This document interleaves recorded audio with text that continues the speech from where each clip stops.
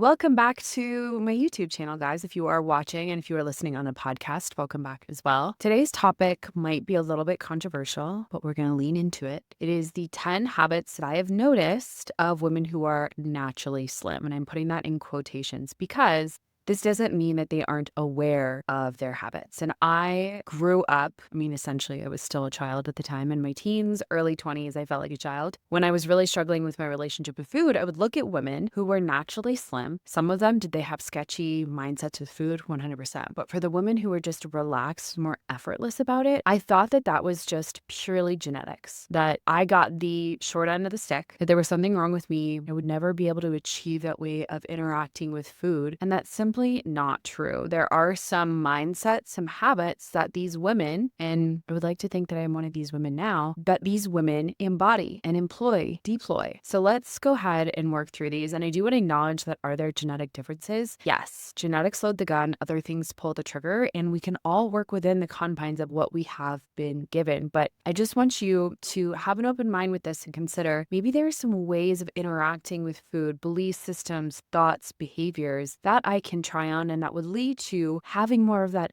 effortless, relaxing relationship with food, but also your physique. So let's go ahead and dive in. And another caveat here is I'm not talking about women who are super into fitness. They're not tracking, weighing, and measuring all their food, and fitness isn't a huge passion and hobby of theirs. Those women would fall into a different category because they are very detail-oriented, data-driven. Everything is really dialed in, right? They're tracking their food. Everything is numbers to make sure that they have the physique that they want. I'm talking about women who, yes, take care of themselves, they prioritize wellness, and they have the physique that they want in a more effortless way. So let's get into it. Number one is they practice portion control without restricting. So they don't have all of these food rules about no sugar, no carbs, no processed foods, no whatever it is, restricting. And this is common with those who are fad dieters, like I was for a very, very long time, for nearly 9 years, where I was gaining more and more weight over time. The more rules I had, the more foods I was restricting, the heavier I became. But what I noticed with these women is they interact with these foods in a very relaxed way. And typically they've never gone through a period of feeling like I can't have this, I'm not allowed to. They just have these things in moderation, in smaller portions. When it actually contributes to their well-being, to the experience, it aligns with their values, right? They're not one to walk by the stale office cookies and say, oh my gosh, I need this because I'm not going to have it. They would look at that and be like, that is not at all appealing to me. If I'm going to have a cookie, it's going to be a really damn good cookie, one that is made from scratch or from my favorite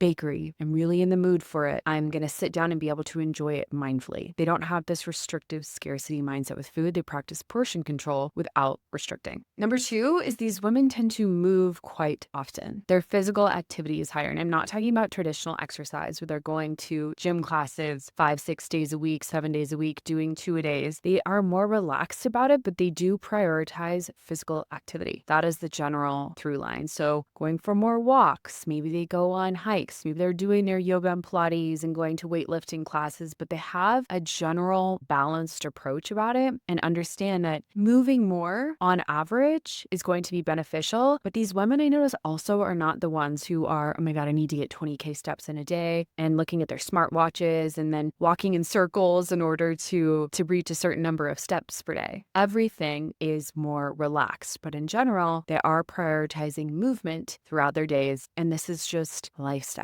the way that they live their lives. Number three, and this is something that I notice, I'm not saying any of these things are right, nor wrong, nor good, nor bad, is they often are skipping breakfast or having something smaller. And this runs contrary to what a lot of people will say about breakfast. So this is more of a correlative effect, not causative, right? I'm not saying skipping breakfast makes you slim. It's just that I notice that women, especially as they tend to get older, they don't have that huge appetite in the morning. And these women I notice also might be more social in the evenings, going out to eat, having a glass of wine, dessert, whatever it is. So nothing extreme here. They just tend to balance things a little bit more by eating a little bit lighter during the day and then eating a little bit heavier in the evenings. Again, not saying you should do this, that it's right nor wrong. I personally like to have something small right when I wake up with my coffee, something sweet typically, and then I'm not hungry for a couple hours later, and then I have my actual breakfast. Some people need to have a full breakfast right when they wake up.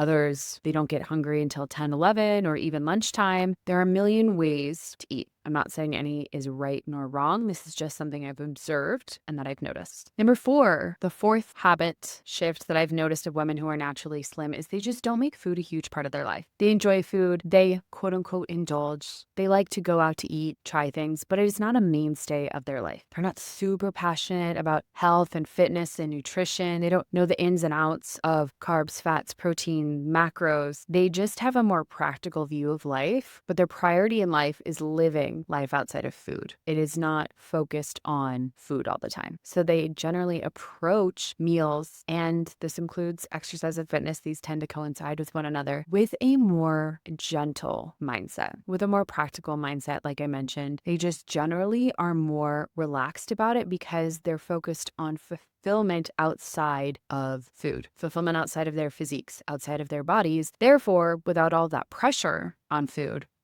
it's just food. They enjoy it, but that makes them happy. But so does seeing their friends, so does creating something, so does reading a book, so does staring up at the sky, so does the sunshine, their puppy. There are a million other things that bring that sense of fulfillment and joy to them as well. Fifth thing I've noticed with women who are naturally slim is they're much more practical about things when it comes to gaining weight, losing weight. If they notice their pants are getting tight, they just say, oh, I need to cut back just a little bit. They don't say, oh my gosh, okay, I have 12 weeks. I need to cut back this amount. I'm going to start weighing, tracking, and measuring all my food. It's just more relaxed and carefree, more practical of, I guess I've been eating more. I guess my calorie intake has been higher. Maybe I've been drinking more. Maybe I haven't been moving my body as much. So it's just a subtle shift in one direction to the next. They're more practical, more commonsensical, honestly, about it. Back in the day when I was so obsessed with food and fitness, I knew more about it than anyone I knew. I was not at all deploying common sense in the slightest. I was always looking for the newest biohack. Surely it can't be that simple. Surely we're missing something. But at the end of the day, it really is a lot more practical than we often care to admit. It can be a lot more simple. It's just how we're relating to all this stuff is really, really complicated, and understandably so because there's so much conflicting information out there. But by and large, these women just have a more practical, common sense approach to their physiques, to gaining weight, to losing weight, to food in general.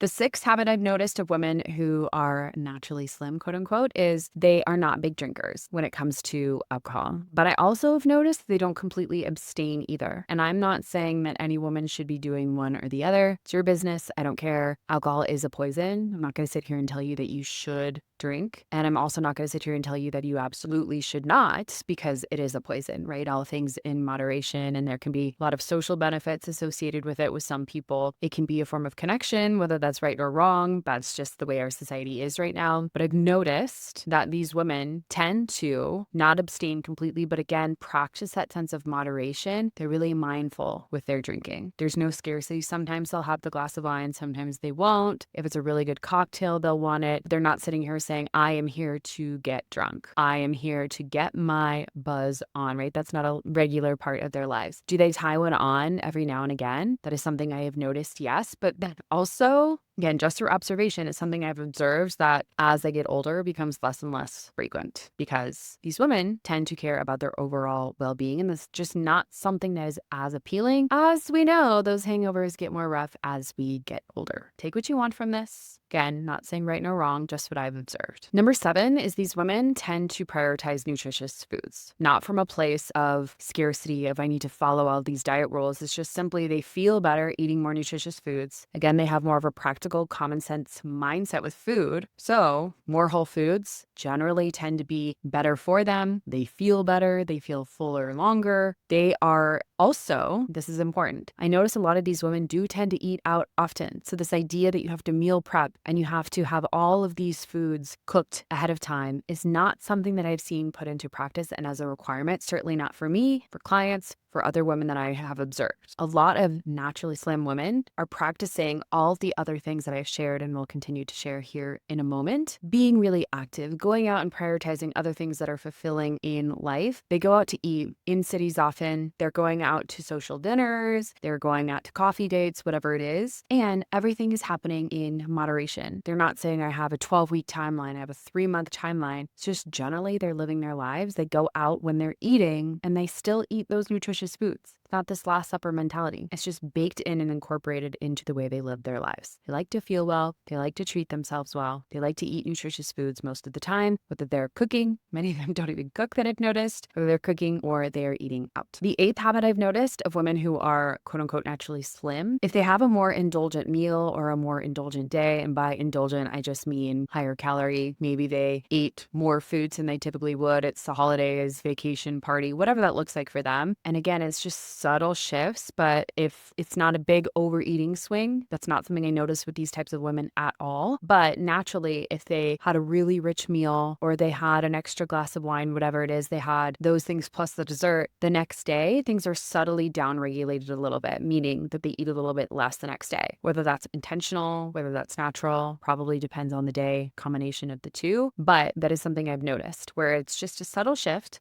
And I noticed this when I was still working on my relationship with food with a previous manager of mine over a decade ago, where she said, yeah, gosh, I would love to have this special sandwich that was at the cafeteria that day, but I had burger and fries last night, so I'm just going to scale back a little bit at lunch. And she had chicken and vegetables. And I was like, guess it can be that easy. Can it?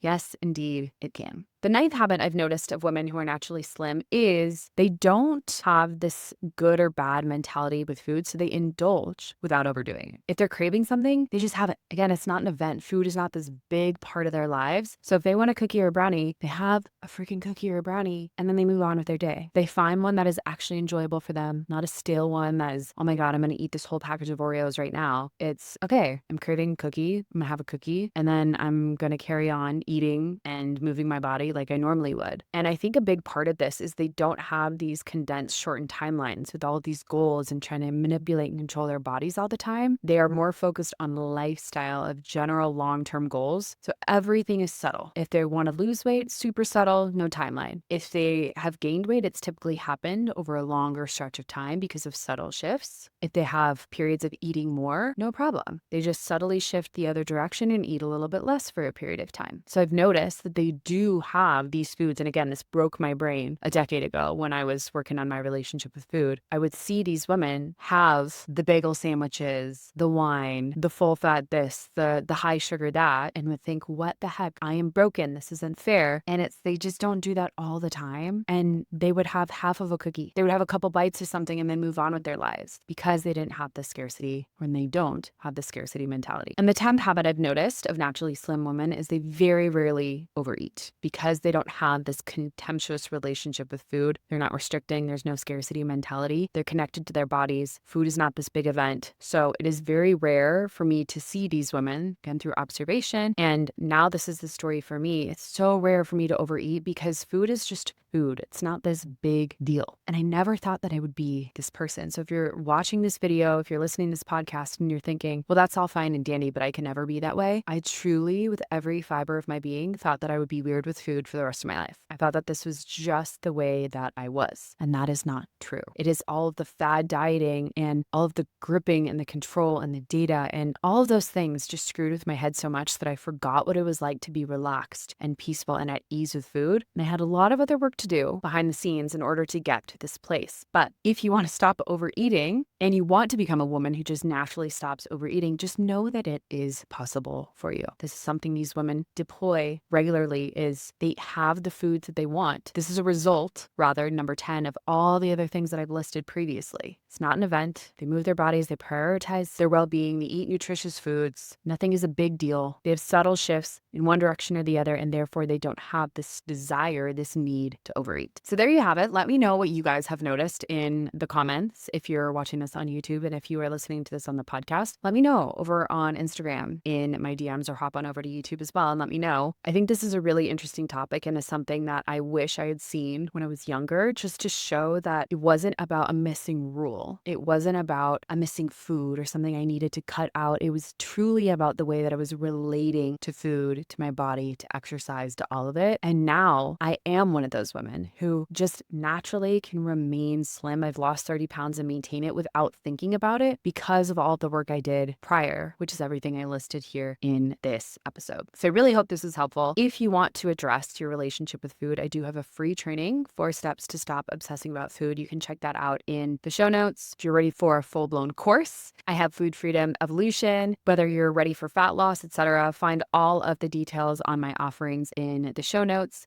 and I will see you guys in the next one.